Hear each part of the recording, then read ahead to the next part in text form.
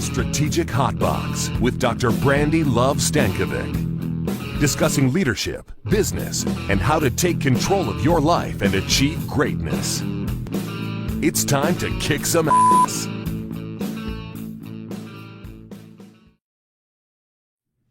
Welcome to the Strategic Hotbox. It's your girl, Dr. Brandi Stankovic. We have a pretty exciting show for you today. We're flipping the switch. So many of you that know me in the industry or have seen me out there probably seen some interviews I've had on CUBroadcast. And so today, we are going to have a very special guest. Mr. Mike Lawson is joining us here from CUBroadcast to talk about the fears of being an entrepreneur. But I was just sharing with him, I love being in control of the questions, and it's him that's going to give us all the amazing nuggets. Let's get started. So at the Strategic Hotbox, you know that we learn, we love, and we kick ass. And in the process of everything that's happened in the world over the last year, over the last 6 months, we've learned a lot of things and we've adjusted. And here in the Hotbox, we're doing the exact same. And with that, we still want to be forging forward and executing and pushing ourselves. And for those of you that are entrepreneurs already or that run your own businesses now, you know that the world has shifted and changed for you, and the way your strategies and business have likely adjusted as well. And if you're thinking about starting a business, I still would highly urge you to do so, because as more and more people are heading down this entrepreneurial path, it supports the economy, it supports the world, it supports you and your own leadership efforts. But it can be a little scary. And I think that sometimes people go into it sometimes naive and sometimes maybe overly cautious, because it's the opposite of naive.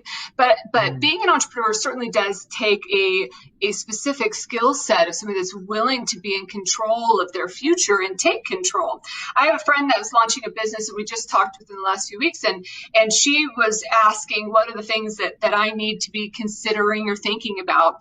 And a couple of them that I shared with her, first was that find somebody or a client or somebody that you can work with where you can fail hard and fail quickly, because there are things that will come up in this entrepreneurial environment that you won't anticipate if you've always worked for another organization, even in the CEO capacity. But for working for yourself is a little different. So if there is a technology challenge, you are IT. If there's a collection issue, you are the person that has to go out in the street and say, give me my money. You are the person that will make the mistakes and the person that has to clean them up. And so having somebody that you're confident in making those mistakes can really support that. The second one I shared is to give herself a doomsday. She wasn't really sure if she wanted to and how long should I do this. And I said, give yourself a date and then go all out until that date.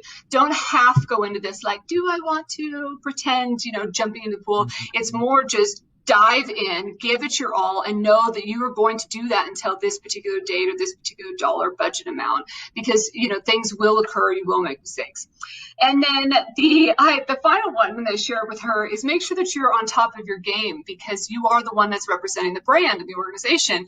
And so I gave her the frame of don't be the nail lady with the crappy nails, right? Don't go to the nail shop and go, ugh, like I wouldn't want to look like that, or the hair chick that you don't like her hair. I mean, you want to be the person that is emulating what it is that you do in life, or what it is that you want to share and be. So live your passion, live your dream, represent that brand that you are creating.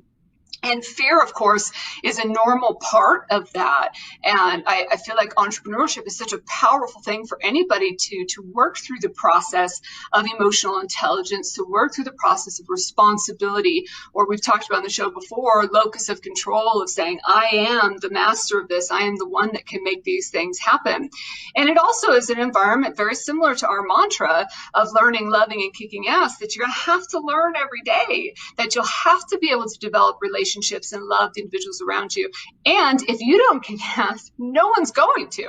And so being an entrepreneur, it's on your shoulders to do that. And it's a very powerful and exciting opportunity for people. And so one individual that has done that and done it very successfully and continues to build on all of the different things we talk about here on the Hotbox is my friend Mike Lawson. And so I'd like to introduce you to him now. He is the host of a very exciting and really the credit union industry's financial services only online video talk show, but it has 4,000 video interviews. This is CUBroadcast, and the host of that, Mike Lawson, and he has more than 25 years experience in journalism and PR and marketing, an extensive background, of course, in financial services as well, even going all the way back to his days at Scimitar. He started CUBroadcast in 2010, and as I mentioned, has thousands of videos out there now. So he's an industry MC, no doubt, and a speaker on all things that we were chatting about. And he's also a husband and father to 5 amazing kids, even twins. I didn't even know that about you, Mike. Yeah. Welcome to the show. Welcome. Thanks for having me. I appreciate it. When was that clip you guys just showed? I was thinking, gosh, that was like, I don't know, was that Singapore? Was it Belfast or something when I was interviewing you? Okay. 2017. So it must have been, I don't know. We go way back now. So I'm just going to call it out. That's me and you. Oh, I'm seeing it now there. Oh, I don't even know. What is that? The Global Women's Leadership, WCUC. Mike, all of our time together is pretty spectacular. So it all just runs together. And I love that we do get to spend time at the live interviews and things that you do are pretty powerful. When did you consider being an entrepreneur? Tell us a little bit about you and your journey. Oh my gosh. Probably since I graduated from college. I always wanted to create something and sustain something. I just kind of always had that bug in me where I love creating things and seeing if it will work. And that was kind of the story behind CUBroadcast. It's like, gosh, let's create this and see if it works. That was essentially the thought that popped into my head. But yeah, I've always kind of had that bug of creating things and seeing if it'll work. So yeah. And has your perspective on it all changed at all, or has it evolved over the years?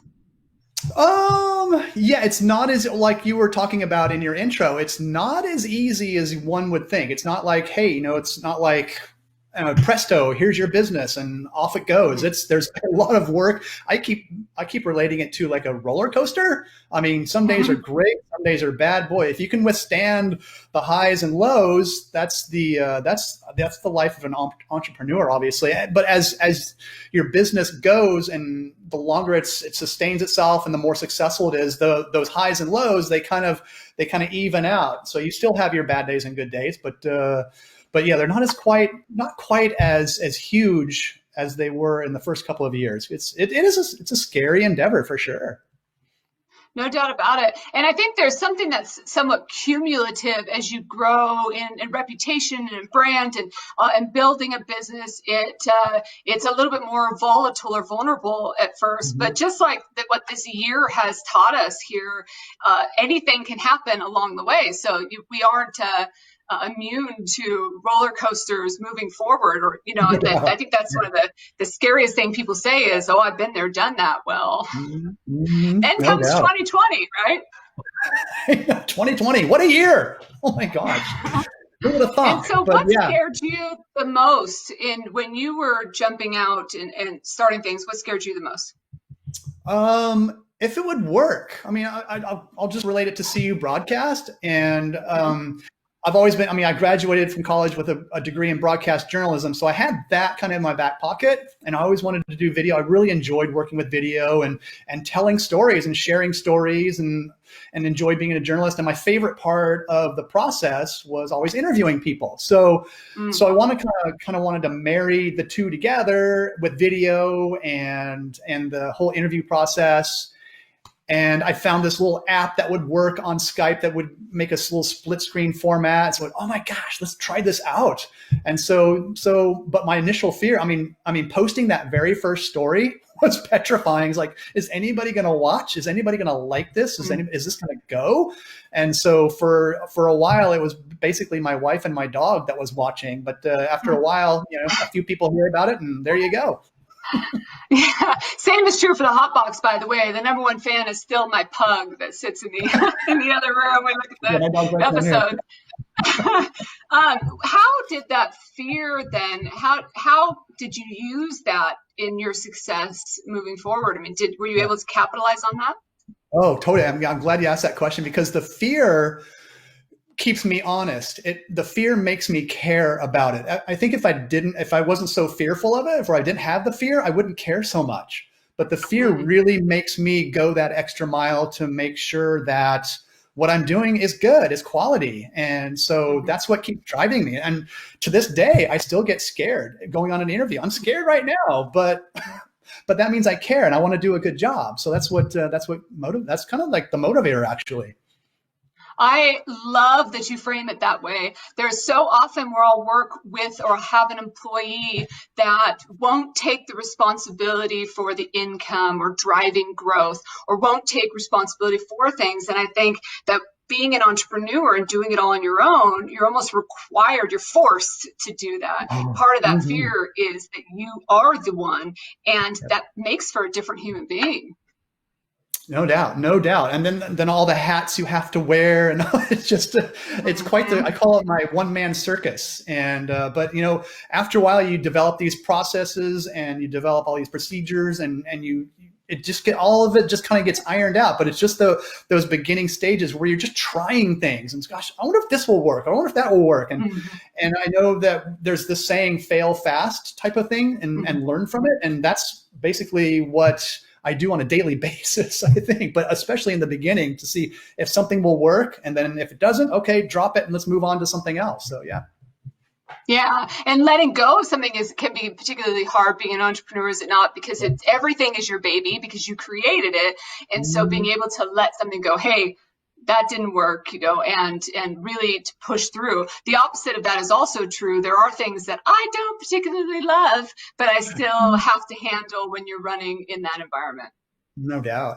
Like administrative stuff, that stuff just drives me crazy, but it's a have to. So, because it's on my shoulders. And so, yeah, right. My favorite part obviously is doing stuff like this with you. And I really enjoy the interview process. And I love the editing and the producing process, but that administrative stuff, oh my gosh, that is the end of me. But again, I got to do it because it's on my shoulders. Right. I've even shared with some people on my team that I don't have an administrative or secretarial bone in my body. If anybody can break a copier, it's me in like record time. I tell you, it is the death of me, and also a skill that we just have to figure out, right? Yeah. What would you share with somebody that doesn't know if they've got the stuff? How would they determine if they have what it takes? There's the P word. Do you have a passion for it? I keep telling my kids, follow your passion and everything else will kind of fall in line. So, I obviously have a passion for this, for what I do. And I know it's a cliche, but I don't see it as work. It's just really a lot of fun for me. So I keep telling people, okay, you initially have to have a passion for it. You really got to care about what you do. Again, it goes back to the caring, I guess, because that seems to be a theme here. So yeah, so you really got to have a passion for what you do. And then that passion will drive you through those peaks and valleys that you go through as an entrepreneur. So that's the number one thing for me, is have a passion for it and then be able to persevere through those peaks and valleys. There's a lot of perseverance in this, for sure. No doubt. And passion really is more than just liking something, right? And so I've talked to some friends that have an artistic ability or have something that they love and hobby or something that they do, and they're passionate about that particular thing, but it doesn't necessarily, that doesn't provide value for people that are around, and determining all the time what that value is an important part of passion too, is it not? Yep. Yeah. Oh, I agree. I totally agree. Yeah. You can have a passion I have a passion for surfing. I love surfing, but I can't do it professionally because I'm no good at it, but I love it. So, but that's the difference. But this, I've had some training in it and I kind of know my way around it now. And so, so I'm coupling that skill with the passion, and it seems to be working out all right. Yeah, and one of the other things that I love that you do is you also find ways to create value for the organizations and the people that you're working with. And so it's not just what the things that you love, but how do you translate what you love into creating value for these organizations, like some of the on-site, the interviewing that you do, and some of the remote interviewing and continuing to adapt. Yeah, the studio lounge, as we call it, where we go to conferences and we set up this, a 10 by 10 backdrop with the lights and the camera and all that type of stuff. And I get to interview people at conferences. That's kind of the live version of CUBroadcast, because for years I did it via Skype or now you can do them via Zoom, that type of stuff where you're in your office, I'm in my office. But then people started talking about, gosh, it'd be kind of fun to do some sort of a live production. So let's try this conference thing out. And we called it the Studio Lounge. So we go there and we interview people kind of live. And it's a lot of fun getting to see people actually live, face to face, and learning about what they do and kind of conveying their message. And that's one of the things that I really enjoy doing is allowing people to convey their message and get what they want to say out there and kind of deliver their passion as well. And that really, and for video, as you well know, it really comes across really well and it's really compelling. So I really enjoy that part of it as well. Mm-hmm.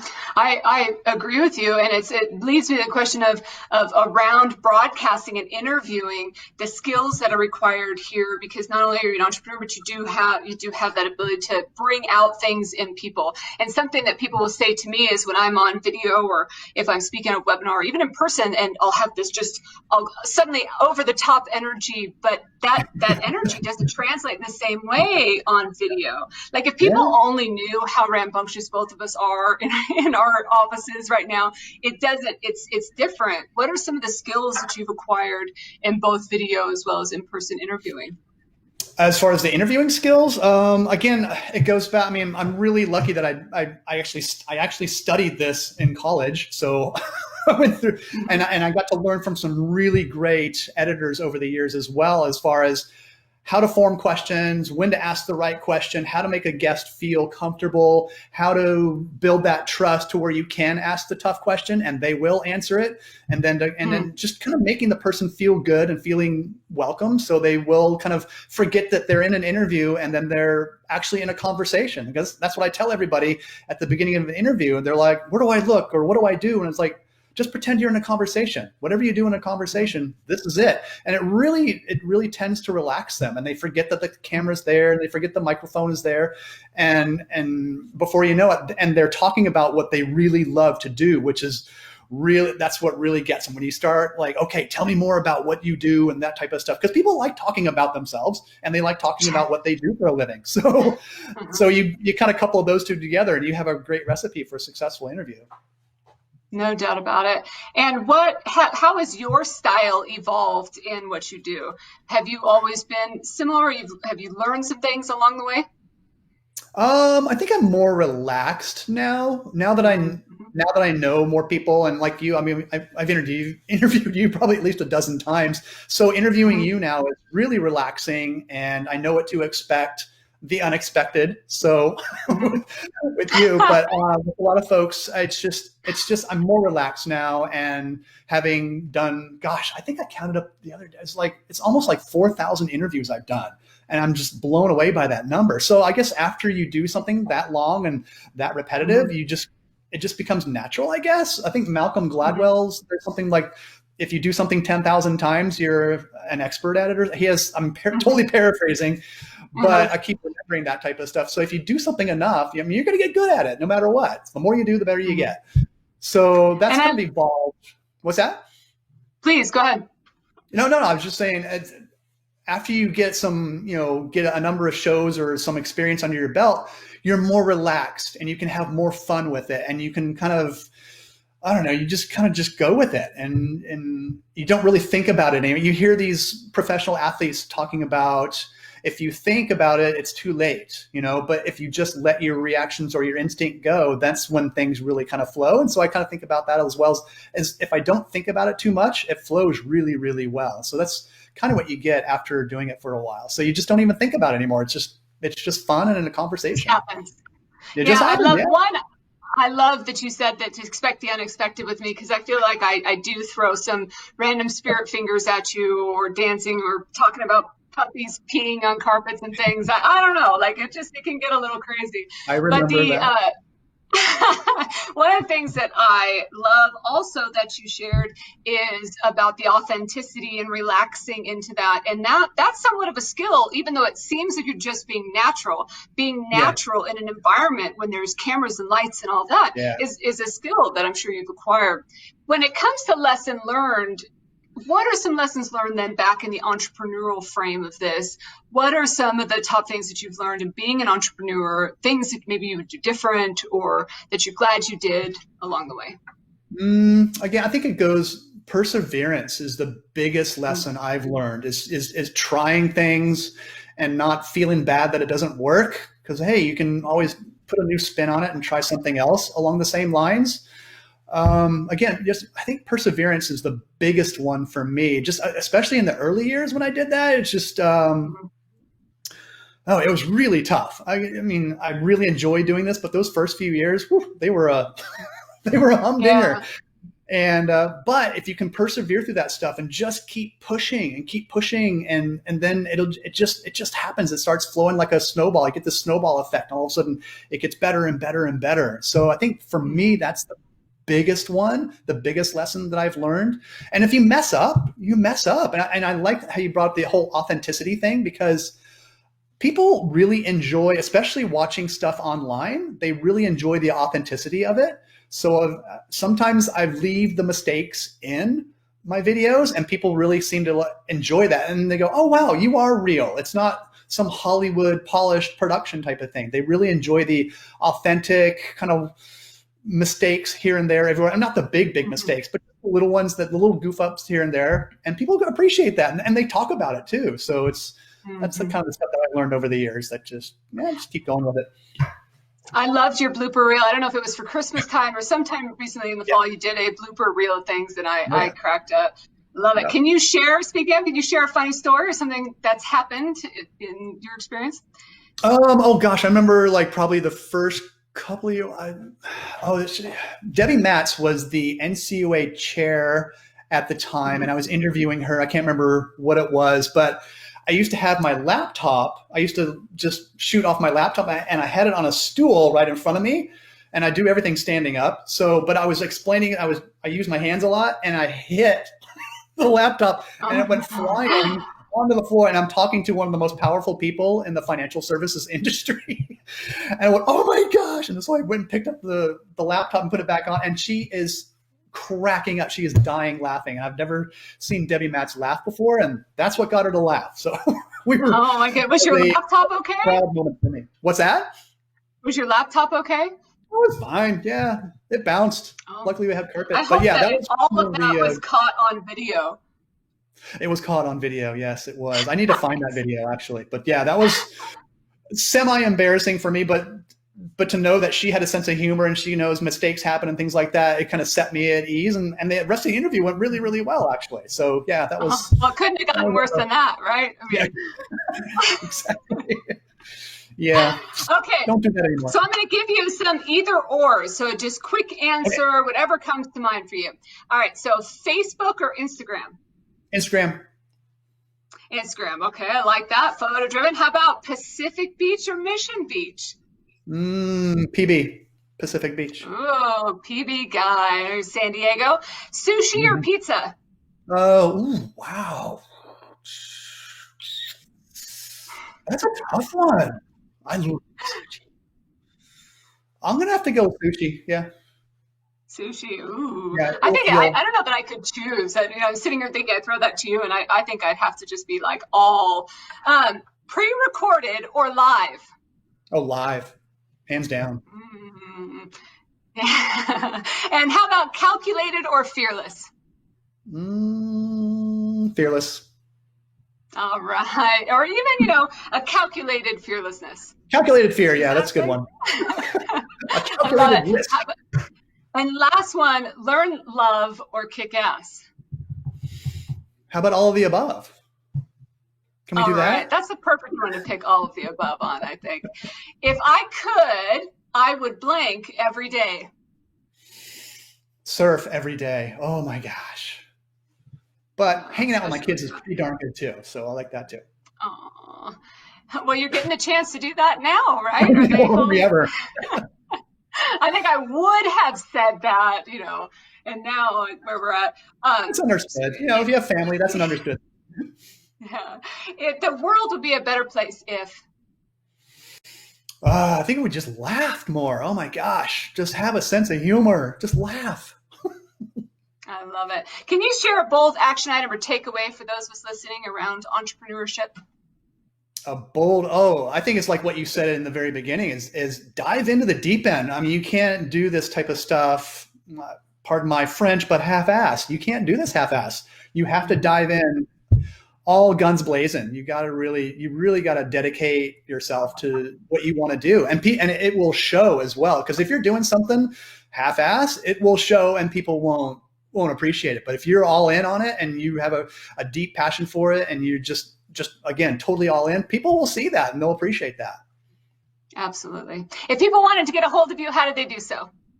Mike at CUBroadcast.com, or just go to CUBroadcast.com and check us out on the website, and all the contact info is there. And we got tons of great videos there too. All right. Thank you so much for being here with us, Mike. I really appreciate it. Great to see you. Oh, my pleasure. This is so fun. So fun. Brandi, thank you very much for having me. This is a blast. I'll see you soon. Let's head out to our shout out. Hi, I'm Tammy from Thailand. How are you doing? We just did a tour with Grasshopper. Grasshopper? It's awesome tour in Bangkok. With listening to Brandi. Yay! Thank you to Tammy from Thailand for the shout out, and thank you very much to Mike Lawson for joining us here on the Hotbox. Let's head out to our kick-ass top 3.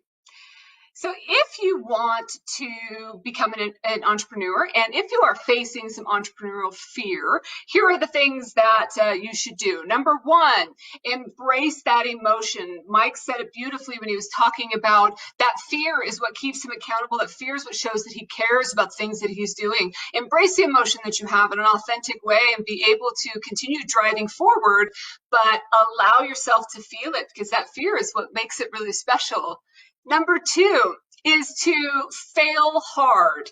And I described it at the beginning. I talked about it with Mike, but fail quickly, fail hard, get it out of the way, get some things under your belt, know that it's going to occur. You cannot avoid failure if you're going to be an entrepreneur. Things will happen. And so get them happening, get going, fail quickly, fail hard. And so you're able to learn from those mistakes. And number 3 is go all in. It was Mike's advice to us, our bold action item or takeaway, but don't just half-ass. Dive into the deep end. Go all in. You gotta go balls to the wall on this. Go all in being an entrepreneur, because if not, you're not giving yourself to it fully. And there's your top 3 kick-ass.